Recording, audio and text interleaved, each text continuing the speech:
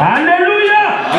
Voilà pourquoi la nature entière gémisse et soupire. Il nous attend.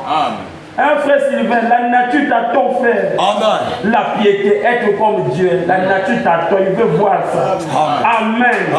Les saints, les filles saintes. Pas de fraude, pas de mensonge, pas de commérage, pas de méchanceté, pas de souillure. Alléluia. Les filles et fils de Dieu ont en tête cette sainteté. Une bouteille ramassée et nettoyée. C'est ça qu'on appelle la sainteté. Un chrétien, une chrétienne, un fils de Dieu qu'on a ramassé par la parole. Justifié, qu'on a nettoyé par la parole, sanctifié, et maintenant elle est mise au service de Dieu.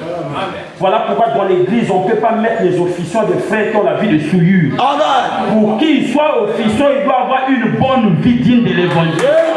Si sa vie n'est pas digne, il doit s'asseoir. Parce que la sainteté doit quitter de la chair jusqu'au dernier bon là-bas. Dites Amen. Et on doit tous être des sanctifiés. Un royaume des sacrificateurs. Ceux qui vivent en Christ ont crucifié la chair et ses passions. Dis Amen, sœur. Voilà pourquoi vous, des sœurs, on ne peut pas vous marier si vous ne menez pas de vie digne de l'évangile. Parce que le Saint-Esprit connaît. Ah, il n'y a pas d'amen. Nous amen. Dis Amen. On ne peut pas marier quelqu'un qui a encore un copain. Mais ça, c'est quel genre de mariage?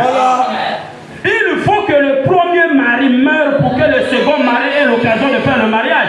Mais s'il y a encore des copains, c'est que cette femme-là est souillée. On ne peut pas la prendre au mariage avec la fille des souillures là. Dis Amen. Et Dieu aussi demande à nous de se séparer des Satan pour qu'il mette le Saint-Esprit au-dedans de nous. Dis Amen.